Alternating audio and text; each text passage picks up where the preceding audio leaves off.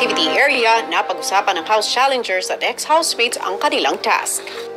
Kahit mukhang masama tayo, di ba? Remember, we're just doing our job. We are just doing our job. Nung nalaman namin yung responsibilidad na gawin namin na parang igigiril nga namin yung mga housemates, syempre, nakasama din namin sila na ayaw ko din silang masaktan ng dahil sa tanong ko na alam kong task namin yun. Pero kailangan ko siyang panindigan kasi yun naman talaga yung sa pagkamit ng pangarap, hindi naman siya ganun ka-easy. So kailangan talaga nilang dumaan sa matinding challenge din. Balik ka natin namin niya na about sa pamilya. So, Aras mo natin. Hindi mo tayo namin personal. Samantala, si Lou pinili munang mapag-isa.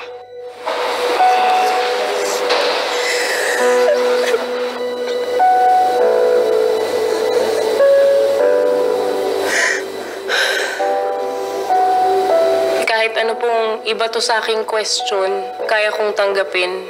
Yun po yung personality ko, yun po si Lou. Tinatry ko pong hindi sumabog, hindi sumigaw, hindi makasakit ng tao, kuya. Hindi mawala ng respeto.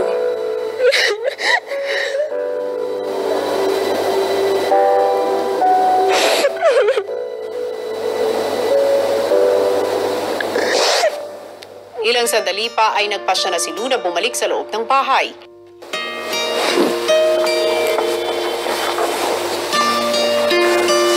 Habang nasa kwarto si Lou,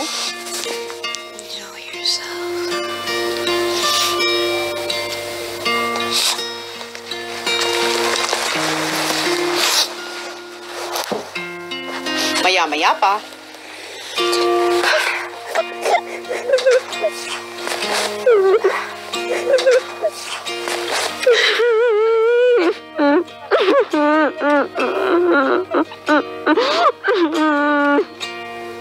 si Andre sumunod sa kwarto upang damayan ang malapit na kaibigan na si Lou.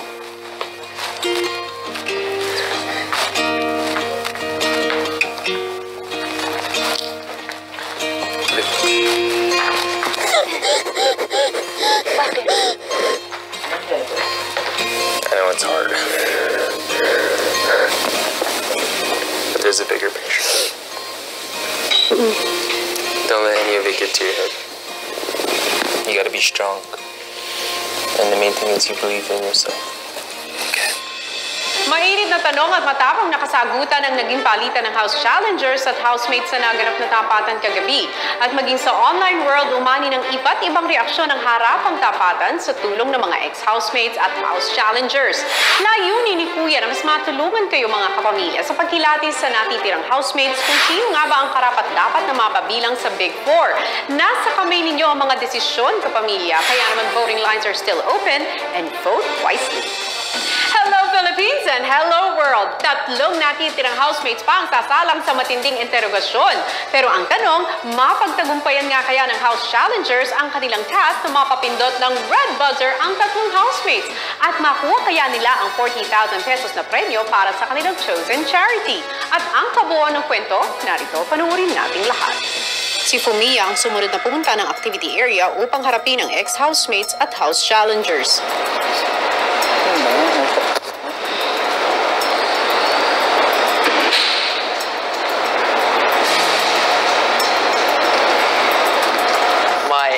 Memorable hoodie po. Kasi my dream is make my fashion brand.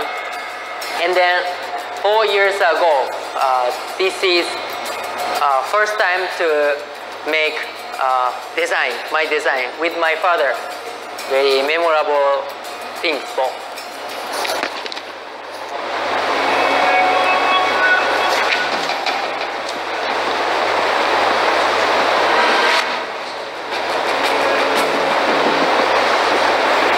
We will begin.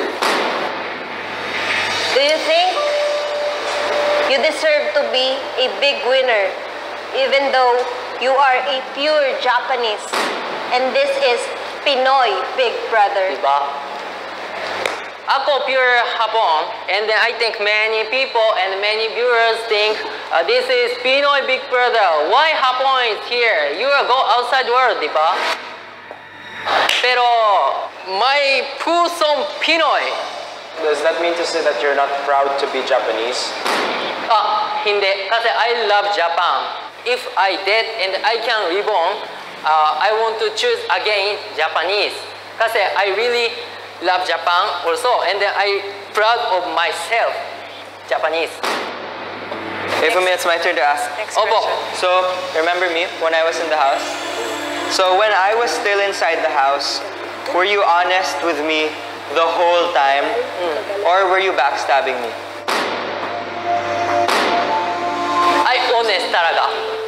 First week, I'm so difficult to say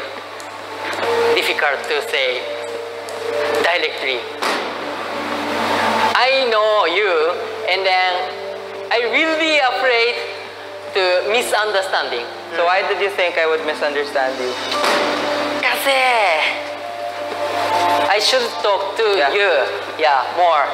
Kasi I think, I trust, pero I think my feeling is not 100%, honestly.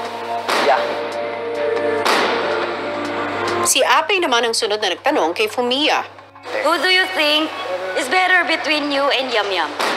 Super honest day today talaga. Actually, I want to say me, pero Yum Yum. He's super pure. So you're not pure. Super pure heart. I know his back story. His about his family. O naaawa ka lang pala. Do you feel bad for Yum Yum? Because of his story, you feel bad for him? So sorry for him. Hindi. Just no. Even if like I know his story, pero he's so like he his adjust ability. Amazing. So who should be big winner between you and Yum Yum?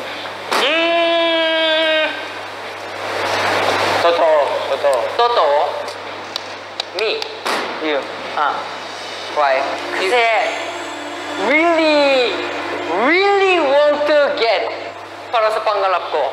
If you joined PBB for your dreams, why did you easily give your opportunity to Yum Yum? Imagine, hindi easily talaga. I really want to dream come true. I'm every day. Pero I met him and then also he has dream. I realized Yum Yum is very important person for me. I realized, I had new dream. And this dream is my spiritual brothers will dream come true. I understand? Yes. Yeah. If you given a chance to choose ex-housemate to come back to the house, who and why? Wow. Ex-housemate. I'm sorry, everyone. Ape. Why? When Ape left the house, like I feel like my puso is butas konti. I feel love, pero it not girlfriend love. Understand? Pero I'm sorry. Pero it's very when she and then I'm very next day very shocked talaga. Wow, Ape is wala. Yeah. Yeah, next day is so actually it's most hard for me. Fumiya, Opo. tapos na ang pagtatanong. You may go. Opo. Water. Okay. Ay.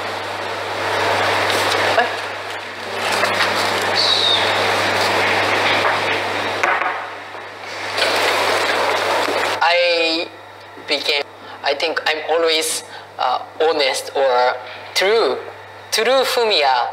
That's why, I feel I like a happy. At sa pagbabalik ni Fumiya sa bahay, mukhang ang ibang panelist ay apektado sa naging tapatan nila. The questions were answered. Hoy, pero alam mo, totoo talaga sinasabi niyo. Kwentuhan, mamatingin daw. Nung lumabas talaga ako, Cheer up! na-miss ko din siya parang. You always do something. I respected him talaga. Even Hindi more. ba ganit ni? Oo. Sure, okay. Fumi, you okay? I'm so sorry. I'm very okay. I'm sorry. I'm so sorry everyone, pero I'm very okay. Di ba, sabi ko? Maya-maya si Thea naman ang humarap sa mga panelist. So, ito ay isa sa mga pinakamahalagang bagay at pinakamahalagang bagay na nandito sa harap na dala ko ngayon, isinusuot ko palagi. At ito po yung earrings ko since nung bata po ako na ipinasa po ng mama ko sa akin. So, sabi po niya, ito ay parang melted na yung earrings niya dati tsaka yung singsing po ni papa ko. These earrings remind me na of who I really am. Yung roots ko po.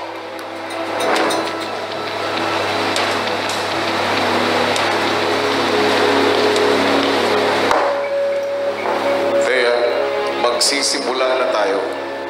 Thea, nung namili ka ng kapartner para sa pair challenges, bakit mas pinili mo si Kim over Chantel even though kasama mo si Chantel from the very beginning?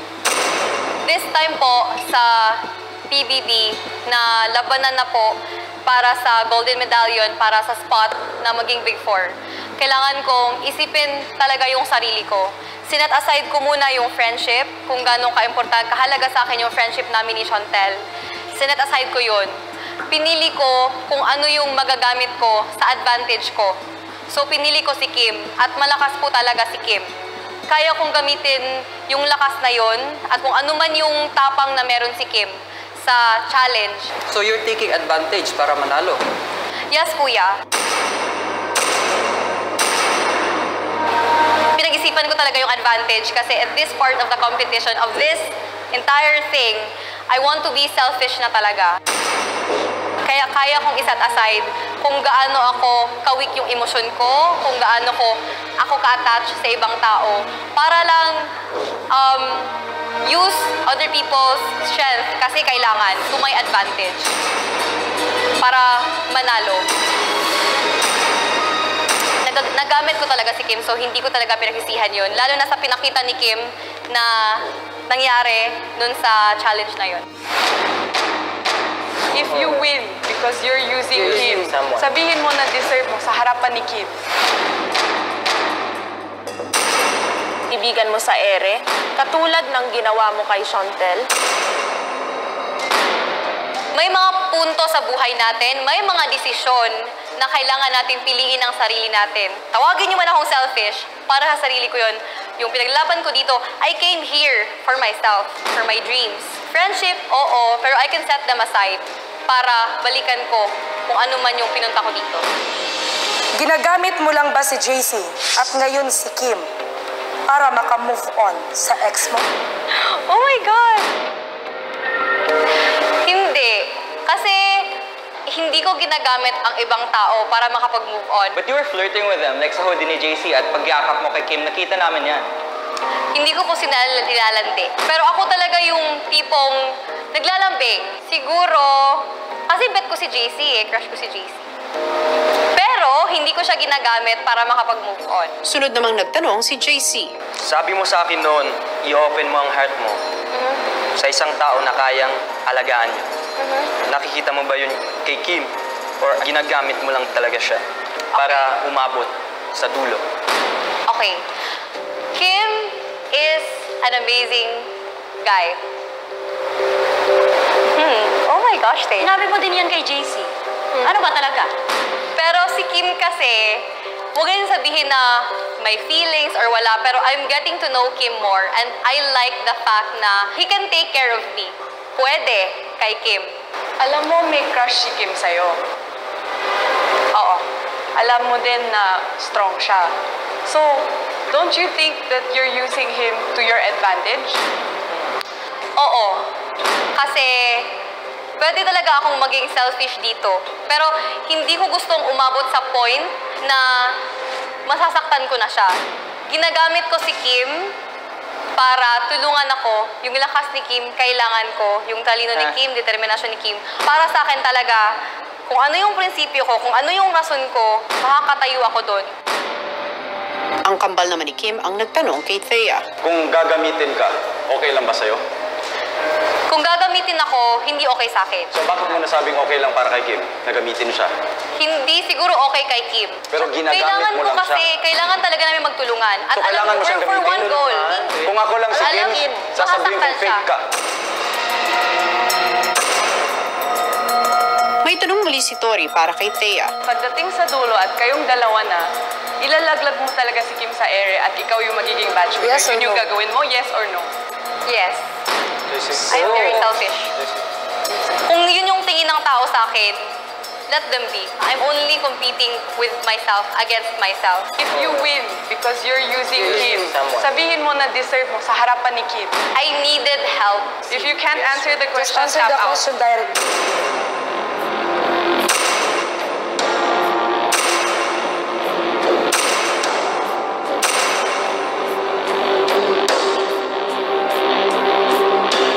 I deserve to be the batch. Pakilakas, please.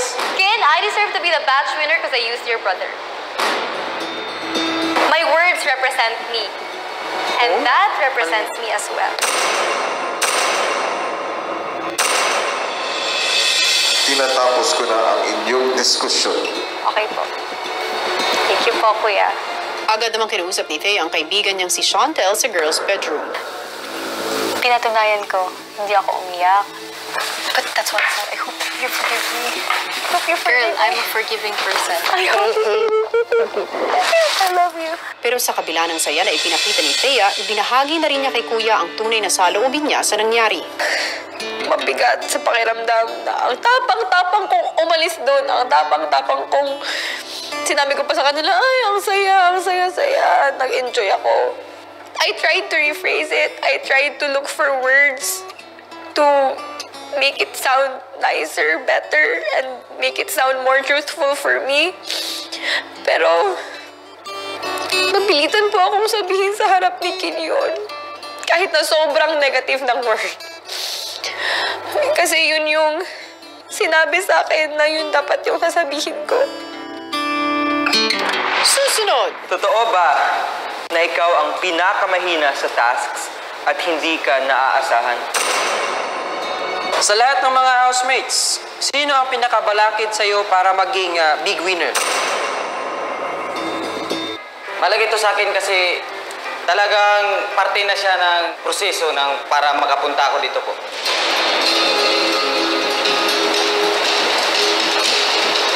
Handa ka na ba, Yam-Yam? Yes po, kuya. Kung gano'n, magsisimula na tayo. Totoo ba na ikaw ang pinakamahina sa tasks at hindi ka naaasahan? Ano may sabi nun? Mga tao. Answer the question. I don't think so. Hindi. Kasi sa bawat task na hinaharap namin, may naiambag akong marami. Diba sa fashion show, si Lou gumawa ng mga costume mo? Yes po. Pero, sa time na yun, mas marami akong ginagawa kaysa sa iba. Pag-aaral at saka wanted kami ng time na yun. Fashion show pa. Kaya medyo nababawasan yung time na ko sa weekly task na yun. Kaya medyo nahuli ako. Yung second question ko sa'yo, totoo rin ba na wala kang panindigan pagdating sa tasks at sunod-sunuran ka lang sa mga pinapagawa sa'yo? Paninindigan. I don't think so. Sa lahat ng task, hindi ako naging sunod-sunuran. Kasi pagdating sa task, ibubuhos ko yung lakas ko dyan sa task. Kung anong kaya kong gawin. Alam mo sa aking sarili na may kakayahan din ako parte sa task. Kaya bakit ako maging sunod-sunuran? From the start, Kayo lang ni Fumiya lagi ang nag-uusap, nagsasama sa lahat ng oras. Bakit never mong binigyan ng pagkakataon ng ibang housemates na sasamahan sila o kilalanin o kakausapin sila? Yung pagkakaibigan namin ni Luis, wala pala yun. Ha? Ano? Actually, close kami ni Lu. Pero bakit kami lang ni Fumiya? Dahil nga Actually- gumagawa kayo ng sarili niyong mundo. Oo nga.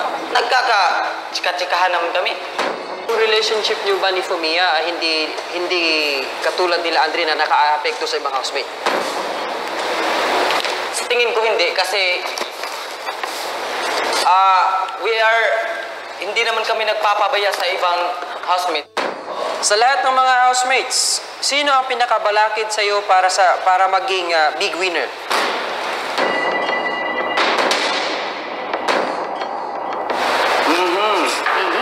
Si Fumiya. Pero bakit sa lahat ng housemates na pwede mong piliin na maging threat sa'yo, bakit si Fumiya ang napili mo? Actually, si Fumiya, alam ko, he's so very competitive also. Pag dumating yung proseso ng pagiging big winner, syempre, sa time na yun, medyo magkakalaban kami nun. Sa proseso ng big winner.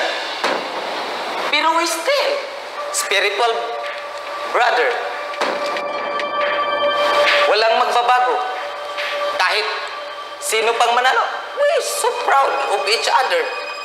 Pero nag-give up siya para sa iyo. Tapos, siya para sa'yo. So masaya ka, nag-give up si Fumiya at binigay niya yun sa'yo? Masaya ka as a brother niya?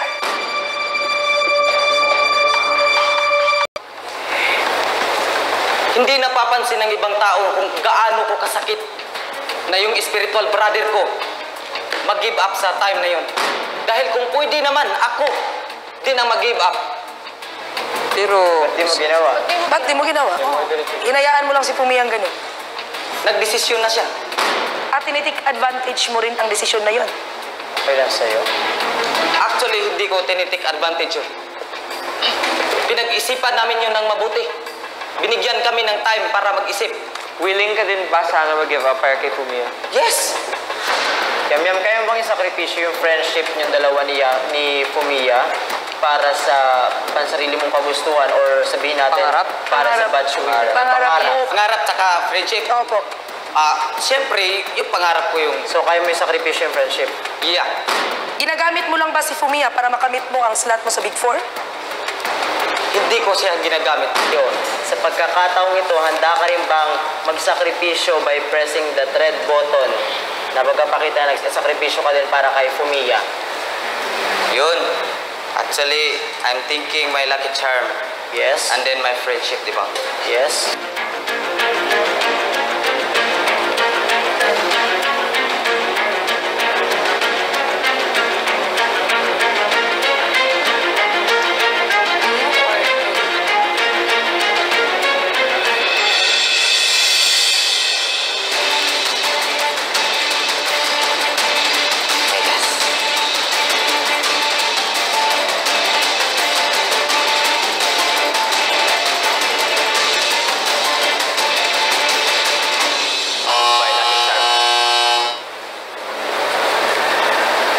Napakatapang mo, Yam-Yam. Tunay kang kaibigan, Yam-Yam. Ilang sandali pa, Black Ninja, kunin mo ang jacket ni Yam-Yam at dalhin mo malapit sa apoy. Yam-Yam, Kuya, sigurado ka na ba sa iyong desisyon? yes po kuya. Inisip ko lang po yung una kaming nagkita. Mas importante pa po yung para sa akin, kuya. Importante din yung lucky charm ko. Pero mas pinipili ko po yung spiritual brother ko po, kuya. Yam-Yam, Kuya, maraming salamat sa pagsagot mo sa mga katanungan.